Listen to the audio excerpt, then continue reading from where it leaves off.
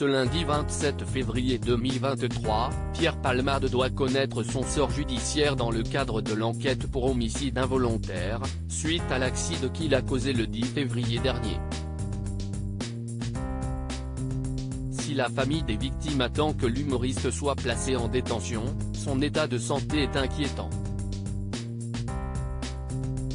En effet, le comédien a fait récemment un AVC. Du côté des victimes, l'inquiétude est toujours très présente. En effet, l'avocat de la famille des blessés a donné de leurs nouvelles sur le plateau de BFM TV. Ils vont très mal, commence-t-il par indiquer.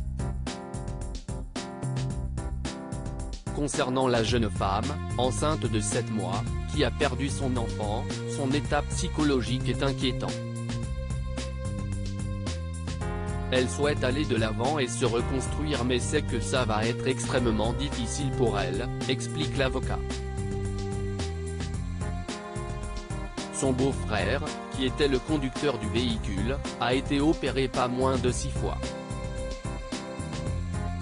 Touché à différents organes, mais aussi au bras droit et à la jambe gauche, les séquelles de ce drame seront irréversibles. Il va toujours très mal, son état ne cesse de même pas améliorer, il est toujours broyé. On ne peut même pas dire son état psychique car on n'en est pas à cette étape-là, explique-t-il, ajoutant qu'il était néanmoins sorti du coma artificiel.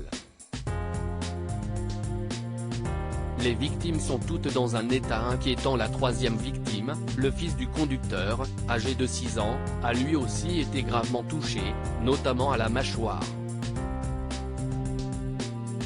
Il ne peut pas se nourrir, il a une sonde pour se nourrir, il est dans un état très compliqué.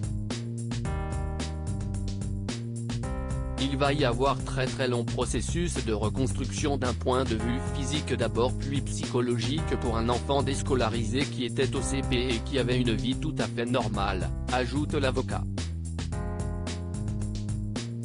Les victimes espèrent qu'une seule chose, que Pierre Palmade s'explique et qu'il soit placé en détention.